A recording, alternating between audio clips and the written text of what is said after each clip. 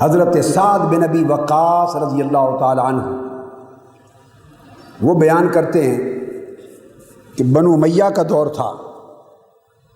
اور بنو امیہ کے دور میں کچھ لوگ منبر پر برسر عام سیدنا علی شیر خدا کو برا بھلا کہنے لگ گئے، سب و شتم کیا جاتا، سیدنا علی شیر خدا رضی اللہ تعالیٰ عنہ کی شان میں تنقیص کی جاتی،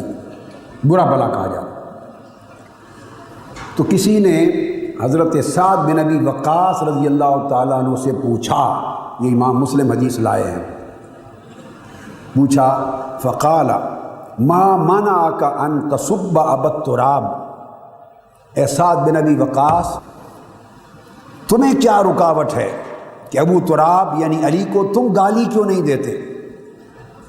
تم علی یعنی ابو تراب حضرت علی کو تم برا بھلا کیوں نہیں کہتے؟ اور تو کئی لوگ منبر پہ کئی اموی مولوی، کیا اس دور کے اموی مولوی جو درباری مولوی تھے، دربار کی تنخواہیں حلال کرتے تھے، تو کئی لوگ برا بھلا کہتے ہیں، تم کیوں نہیں ان کو برا بھلا کہتے؟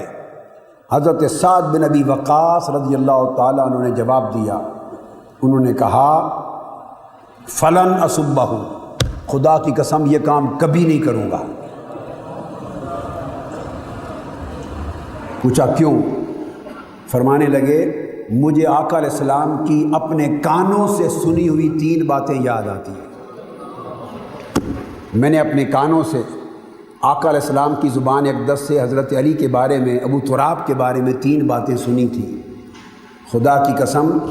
ان میں سے ایک بات بھی اگر میرے لیے کہہ دیتے تو کائنات کی ساری دولت سے عزیز تر ہوتی، ایک بھی میں محبوب رکھتا، مگر وہ 3 باتیں میں نے سنی علی کے لیے کہیں، مجھے وہ یاد آتی ہیں، تو ان کو سن کر آقا علیہ السلام کی زبان مبارک سے اور یاد رکھ کر میری زبان سے کیسے سب و شتم صادر ہو سکتا ہے؟ یہ واقعہ بتا کر انہوں نے کہا پہلی بات میں نے حضور کی زبان مبارک سے خیبر جاتے ہوئے اور تبوک کے غزوہ پر جاتے ہوئے جب حضرت علی کو پیچھے مدینہ میں چھوڑا تو آقا نے فرمایا تھا جو میں نے کانوں سے سنا، فرمایا تھا اما ترضی ان تکون منی بمنزلۃ ہارون من موسیٰ الا انہ لا نبوۃ بعدی، علی کیا تو اس کرم پر اور عنایت پر خوش نہیں ہے کہ میرے ساتھ تیرا وہ تعلق ہو جو حضرت ہارون کا حضرت موسیٰ سے تھا، سوائے اس کے کہ میرے بعد اب نبوت کسی کو نہیں ملے گی۔ دوسری بات کہتے ہیں سمعتہ یقول یوم خیبر، کہتے ہیں دوسری بات جو مجھے یاد ہے وہ خیبر کے دن میں نے اپنے کانوں سے سنی تھی، آقا علیہ السلام نے فرمایا لأُعْطِيَنَّ الرَّایَةَ رَجُلًا يُحِبُّ اللَّهَ وَرَسُولَهُ وَيُحِبُّهُ اللَّهُ وَرَسُولُهُ، آقا نے فرمایا تھا لوگو تم صحابہ میں سے کل صبح چڑھ لینے دو، میں جھنڈا فتح خیبر کا جھنڈا ایک ایسے شخص کے ہاتھ میں دوں گا، لفظ سنیے، پہلے فرمایا یحب اللہ ورسولہ، ایسے شخص کو دوں گا جو اللہ سے محبت کرتا ہے اور اللہ کے رسول سے بھی محبت کرتا ہے، مگر صرف یہ نہیں کہ یہ محب ہے، یحبہ اللہ ورسولہ، خدا کا محب بھی ہے، خدا کا محبوب بھی ہے، میرا محب بھی ہے، میرا محبوب بھی ہے، وہ خدا سے محبت کرتا ہے، خدا اس سے محبت کرتا ہے، وہ مصطفیٰ سے محبت کرتا ہے، مصطفیٰ اس سے محبت کرتا ہے، اس محب و محبوب خدا کو اور اس محب و محبوب مصطفیٰ کو جھنڈا تھماؤں گا۔ اور پھر حضور کے علوم غیب کا عالم بھی دیکھیے، چشم نبوت کے کشف کا عالم بھی دیکھیے، خیبر فتح نہیں ہوا، جنگ لڑی جا رہی ہے، فرما رہے ہیں کل ایسے شخص کو دوں گا کہ قلعہ خیبر کا فتح ہو جائے گا، اس شخص کو بھی چن لیا اور فتح خیبر کا مجدہ بھی سنا دیا۔ تو صحابہ کرام وہ کہتے ہیں کہ پھر دعو لی علیًا، آقا علیہ السلام نے فرمایا کہ میرے پاس علی کو بلا کے لے آؤ۔ جب صبح ہوئی ہر شخص منتظر تھا کہ وہ خوش نصیب کون ہے آقا جس کو جھنڈا تھمائیں گے، مگر اچانک حضور کے دہن مبارک سے آواز بلند ہوئی، دعو لی علی جن، ادعو لی علی جن، علی کو بلا کے میرے پاس لے آؤ، ادعو لی علی جن، علی کو میرے پاس بلا کے لاؤ۔ فأوتي بہ ارمدہ، ان کو لایا گیا مگر ان کی آنکھیں خراب تھیں۔ فباسکا فی عینہ ودافع، آپ نے اپنا لعاب دہن حضرت علی کی آنکھوں میں لگا دی، لعاب دہن مبارک حضرت علی کی آنکھوں میں لگا دیا، آنکھیں وہیں شفا یاب ہو گئی۔ آقا نے جھنڈا تھمایا، علی یہ جھنڈا ہے فتح خیبر کا، حملہ کرو۔ ففتح اللہ علیہ، پہلے حملے نے خیبر کا قلعہ فتح کر دیا۔ حضرت سعد بن ابی وقاص جواب دیتے ہیں، دوسری یہ بات میں نے کانوں سے سنی، کبھی نہیں بھولتا، اور تیسری بات کہنے لگے میں نے اپنے کانوں سے سنی۔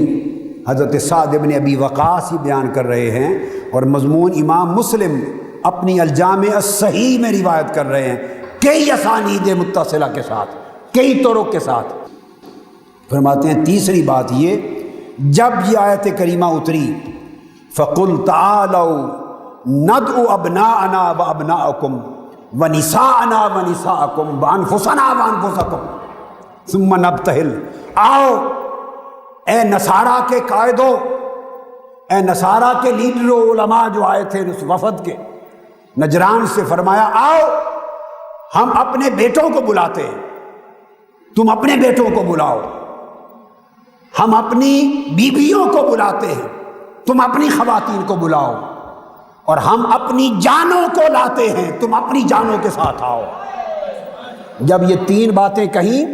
کہ اپنے بیٹوں کے ساتھ آتا ہوں، اپنی نساء کے ساتھ آتا ہوں، اور اپنی جان کے ساتھ آتا ہوں، جانوں کے ساتھ، جب تین باتیں کہیں تو سوال تھا کہ اب حضور تو حضور ہوئے، اب بیٹوں کے نام پر کون لایا جاتا ہے، اپنی بیویوں کے نام پر کون لایا جاتا ہے، اور انفسنا ہم اپنی جانوں کو لاتے ہیں، اب مصطفیٰ کی جان کون بنتا ہے؟ آج جانوں کے نام پر کون لایا جاتا ہے؟ جب یہ آیت کریمہ نازل ہوئی تو سعد بن ابی وقاص رضی اللہ تعالیٰ عنہ فرماتے ہیں، دعا رسول اللہ صلی اللہ علیہ وسلم علیًا و فاطمہ و حسنا و حسینا، جب یہ آیت اتری تو حضرت علی نے آواز دی، علی ادھر آؤ، فاطمہ آؤ، حسن کو بلایا، حسین کو بلایا، حسن حسین کو آگے کر لیا، علی اور فاطمہ کو ساتھ کر لیا، اور لے کے چلے اور ہاتھ اٹھا کے کہا، اللہم ہؤلاء اہلی، اے اللہ یہ میری اہل بیت ہے۔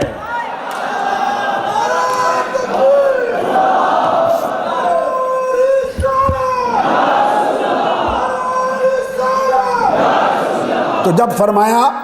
ندعو ابناءنا، ہم اپنے بیٹوں کو بلاتے ہیں،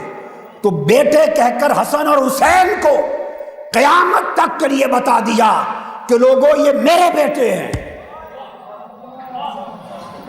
ان کا نسب میری طرف ہے۔ اس لیے آج بھی سادات کا جب نسب چلتا ہے تو حسن اور حسین تک جاتا ہے، حسن اور حسین کے بعد پھر بذریعہ فاطمۃ الزہرا بارگاہ مصطفیٰ سے متصل ہو جاتا ہے۔ تو بیٹوں کی جگہ حسن اور حسین کے ہاتھ تھام لیے، اور جب کہا ہم اپنی عورتوں کو بلاتے ہیں تو نفس فاطمہ کو بلایا رضی اللہ تعالی عنہا، اور جب کہا انفسنا، ہم اپنی جانوں کو لاتے ہیں، ارے ایک جان تو حضور کی اپنی تھی،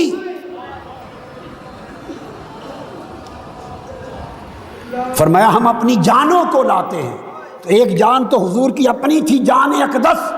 جان جہاں، جان جہاں، جان سب جانا حضور کی جان اقدس تھی،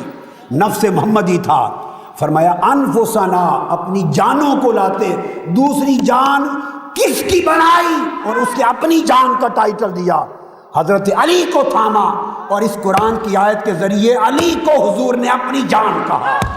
نفس علی کو نفس محمد کہا، ذات علی کو ذات مصطفیٰ کہا۔ یہ شرح ہو گئی اس حضور کے فرمان کی، یا علی انا انت منی و انا منکا، تو مجھ سے ہے اور میں تجھ سے ہوں۔ نفس علی کو نفس محمدی کا عین بنایا، یہ شان مظہریت عطا کی، اور پھر فرمایا اللہم ہؤلاء اہلی، یہ میری اہل ہے۔ یہاں پہ حدیث ختم ہو گئی تو سعد بن ابی وقاص کہتے ہیں کہ تینوں باتیں زبان مصطفیٰ سے میں نے خود سنی ہیں، اب مجھ سے کیسے کوئی توقع کر سکتا ہے کہ میں اس علی کی شان میں سب و شتم کروں گا؟